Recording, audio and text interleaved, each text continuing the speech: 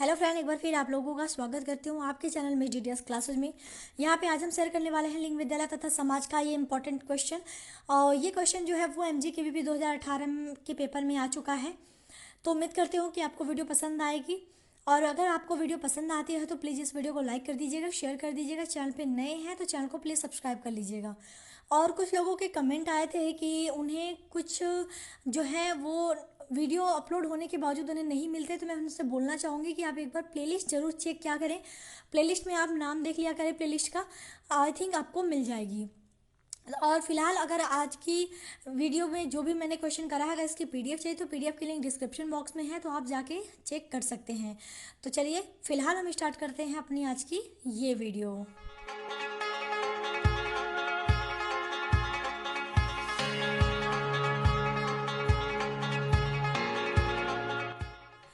तो यहाँ पे आप क्वेश्चन देख सकते हैं। क्वेश्चन है, वंचित समुदाय की लड़कियों को शिक्षा संस्थानों में किस प्रकार की समस्याओं का सामना करना पड़ता है, विवेचना कीजिए। ठीक है, ये क्वेश्चन एमजीकेवीपी में आ चुका है। इस क्वेश्चन को इस तरह भी पूछ सकता है कि आदिवासी या वंचित समुदाय की शिक्षा संबंधी समस्याओं का उल्लेख करिए। इन समस्याओं को दूर करने के संवैधानिक प्रावधानों का उल्लेख कीजिए। यानी संविधान के अनुसार कैसे इनको दूर कर सकते हैं समस्या को।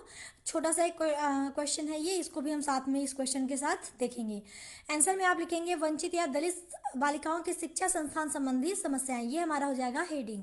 इसके अंतर्गत लिखेंगे पहला एरो देके, बहुत से दलित बालिकाओं की शिक्षा पूरी नहीं होती है। उनके सामने बहुत सी समस्याएं हैं जिसकी वजह से वो अपनी शिक्षा पूरी नहीं कर पाती हैं। जो दलित या आदिवासी बालिकाएं हैं, खासतौर से ग्रामीण क्षेत्र की, उनको काफ़ी सारी समस्याएं जो होती हैं, वो समस्याएं चलिए आगे देखते हैं। तो हम लिखेंगे वंचित या दलित बालिकाओं की शिक्षा संबंधी समस्याएं निम्न हैं। पहला है, दलित बालिकाओं को बीच में ही विद्यालय छोड़कर घरेलू कार्यों में संलग्न होना पड़ता है। ठीक है, ये पहला हो गया। दूसरा है शौचालय व कमरों की कमी। तो बहुत से विद्यालयों में उचित शौचालय व कमरों की व्यवस्था नहीं होने के कारण भी बालिकाएं विद्यालय जाना कम कर देती हैं और उनका शिक्षा के प्रति उत्साह भी कम हो जाता है। जब उनको इस विद्यालय में शौचालय नहीं मिलता और न तो विद्यालय में कमरे सही से होते हैं, कमरों की कमी होती है, तो उसकी वजह से पहले तो उनका मनोबल गिर जाता है और कुछ और कारणों से वो विद्यालय जाना भी कम कर देती हैं। तीसरा हमारा है युक्त शिक्षक की कमी। विद्यालयों में युक्त शिक्षक न होने की वजह से दलित बालिकाओं में शिक्षा के प्रति उत्साह कम हो जाता है, जिस वजह से कुछ तो विद्यालय जाना छोड़ देती हैं तथा जो विद्यालय जाती भी हैं उनके लिए विद्यालय जाना सजा से कम नहीं लगता। आप भी जैसे अगर विद्यालय जाते हैं तो वहाँ पे अगर शिक्षक ही सही ना हो, शिक्षक की कमी हो, युक्त शिक्षक भी अवेलेबल नहीं होते, तो हमारा भी जो पढ़ाई के प्रति उत्साह है वो कम हो जाता है। क्योंकि हमें हमेशा ही लगता है कि अगर हमारा शिक्षक अच्छा है तो हमारा मन भी बना रहता है। तो युक्त शिक्षक ना होने पे दलित बालिकाओं को भी सेम फीलिंग आती है, वो भी कहीं या तो स्कूल जाना छोड़ देती हैं या तो जो जाती हैं उनका भी मन नहीं लगता। चौथा है सामाजिक बुराइयां। तो कुछ जगहों पे अभी भी छुआछूत जैसी बुराइयां व्याप्त हैं जिसकी वजह से दलित परिवार अपनी बालिकाओं को स्कूल नहीं भेजते। इसलिए ये जरूरी है कि इन सामाजिक बुराइयों को दूर किया जाए जिससे सभी परिवार बिना किसी सोच के अपनी बालिकाओं को विद्यालय भेज सके। आपको पता है दलित परिवारों के साथ छुआछूत जैसे सामाजिक बुराइयां आपने देखी होगी अपनी लाइफ में कभी ना कभी, या सुनी होगी एटलीस्ट। तो ये नहीं होनी चाहिए, क्योंकि इसकी वजह से क्या होता है कि परिवार के लोग नहीं चाहते कि उनकी बालिकाओं का ये सब फेस करना पड़े, तो वो इस वजह से बच्चों को विद्यालय नहीं भेजते। इसलिए ज़रूरी है कि ये सामाजिक बुराइयां दूर की जाए। पांचवा है यातायात की सुविधा न होना तथा स्कूल का दूर होना। तो बहुत से दलित परिवार अपने बालिकाओं को इसलिए भी नहीं भेजते क्योंकि स्कूल दूर होता है तथा उनको जाने के लिए यातायात की सुविधा उपलब्ध नहीं होती। इसलिए सरकार को इस तरफ भी ध्यान देने की ज़रूरत है। ठीक है, तो स्कूल दूर होता है और यातायात की सुविधा भी नहीं होती, ये भी एक बहुत बड़ी वजह है। छठा हमारा है आर्थिक समस्याएं। तो दलित परिवार अपनी आर्थिक समस्याओं के कारण भी अपनी बालिकाओं की पढ़ाई बीच में ही छुड़वा देते हैं। ये आर्थिक समस्याएं भी बालिका शिक्षा की राह में बाधा है, लेकिन सरकार की तरफ से अब बहुत सारी सुविधाएं उपलब्ध कराई जा रही हैं।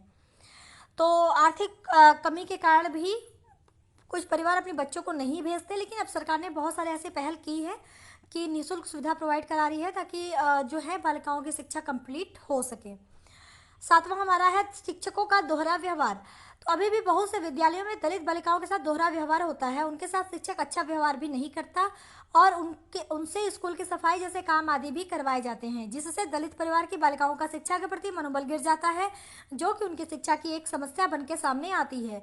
तो जब शिक्षक ये करता है कि जो गरीब बच्चे, जो दलित बच्चे हैं, उनके साथ दोहरा व्यवहार करता है नॉर्मल बच्चों के कंपेरिजन में, उनके साथ वो अच्छा व्यवहार करता है, जबकि दलित बालिकाओं के साथ क्या करता है, उनसे या तो उनसे अच्छे से बात नहीं करते, या तो उनके साथ रवैया उनका अच्छा नहीं होता, या तो उनसे वो स्कूल के साफ सफाई वाले काम कराते हैं।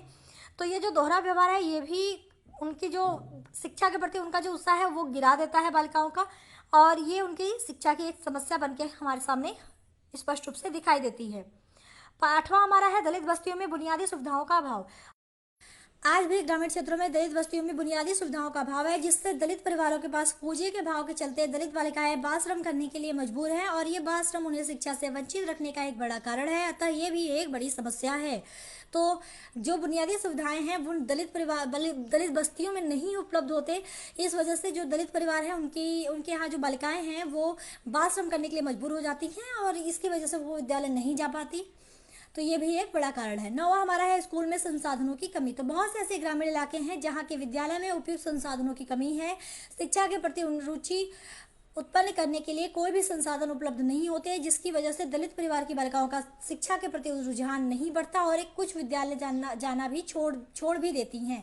अतः ये भी एक बड़ी समस्या है। यानी अगर स्कूल में कुछ अच्छे संसाधन हो जिसकी वजह से बच्चों का स्कूल में आने का इंटरेस्ट बढ़ जाए तो अच्छा होता है, लेकिन ऐसा नहीं होने की वजह से वो जो बच्चियां हैं वो कहीं ना कहीं, ये बालिकाएं जो हैं वो उनका मन नहीं होता स्कूल जाने का, और इस वजह से भी वो विद्यालय जाना छोड़ देती हैं। तो ये भी एक बड़ी समस्या। तो ये था हमारा कंप्लीट 9 समस्या मैंने यहाँ पे बताई। उम्मीद करती हूँ कि आपको समझ में आया होगा और आपको पसंद आया होगा वीडियो। नहीं पसंद आया तो भी, और कुछ प्रॉब्लम है तो भी आप कमेंट करके बता सकते हैं, ठीक है। बाकी बात करते हैं छोटा सा, जो लास्ट में एक क्वेश्चन था कि समस्या दूर करने के संवैधानिक प्रावधान। तो चलिए इसको देख लेते हैं। तो संविधान के अनुच्छेद 46 के अनुसार राज्य विशेष सावधानी के साथ समाज के कमजोर वर्गों, विशेषकर अनुसूचित जाति एवं जनजाति के शैक्षिक एवं आर्थिक हितों के उन्नयन को बढ़ावा देगा, और सामाजिक अन्याय और सभी प्रकार के सामाजिक शोषण से उनकी रक्षा करेगा। ये संविधान जो है 46 अनुच्छेद के अनुसार था। इसके आगे लिखेंगे अनुच्छेद 330, 332, 335, 338 से 342 तथा संविधान के 5वीं और 6वीं अनुसूची अनुच्छेद 46 में दिए गए लक्ष्य हेतु विशेष प्रावधानों के संबंध में कार्य करते हैं। समाज के कमजोर वर्ग के लाभार्थी द्वारा इन प्रावधानों का पूर्ण उपयोग किए जाने की आवश्यकता है। इसके आगे वाले हमारा है स्वतंत्रता प्राप्ति के बाद भारत सरकार ने कई कदम उठाए हैं। भारत सरकार ने खासकर अनुसूचित जाति एवं जनजातियों के व्यक्तियों के शैक्षणिक आधार को सुदृढ़ करने के लिए कई कदम उठाए हैं। राष्ट्रीय शिक्षा नीति 1986 एवं कार्य योजना 1992 के अनुपालन में अनुसूचित जाति और जनजातियों के लिए प्राथमिक शिक्षा साक्षरता एवं माध्यमिक और उच्च शिक्षा विभाग की वर्तमान योजनाओं में विशेष प्रावधान किए गए हैं। वो प्रावधान क्या है हम आगे देखेंगे, लेकिन यहाँ पे आप बस इतना जान लीजिए कि हमारे जो संविधान है उसमें भी कई सारे आप कह लो अनुच्छेद हैं, जिसमें कि जो हमारे दलित या वंचित समुदाय है इसके लिए काफ़ी सारे कदम उठाने की बात की गई है, उनको बढ़ावा देने की बात कही गई है, जिसका कि उपयोग किया जाना दलित व्यक्तियों के लिए बहुत आवश्यक है। वो हमारे जो भारत सरकार द्वारा कदम उठाए गए हैं वो क्या है, चलिए इसमें देख लेते हैं। पहला है 2006 में शिक्षा के अधिकार अधिनियम में वर्णन मनोज ने सुझाव दिया कि दलित बालिकाओं के स्कूल में नामांकन एवं स्थिर रहवास के लिए सभी बाधाओं को हटाने का संकल्प होना चाहिए। दूसरा है ISDN ने भी सरकार को सुझाव दिया है कि UN ड्राफ्ट के नियमानुसार दलित समूहों की बालिकाओं की शिक्षा में भागीदारी सुनिश्चित करने के लिए ढांचा तैयार किया जाना चाहिए। तीसरा हमारा है UN forum of minorities issues की बैठक 2008 में बांग्लादेश में हुई थी, जिसमें दलित एवं अल्पसंख्यक बालिकाओं की शिक्षा से पलायन एवं उनके शोषण के कारणों पर विस्तृत चर्चा कर संकल्प पारित किया गया।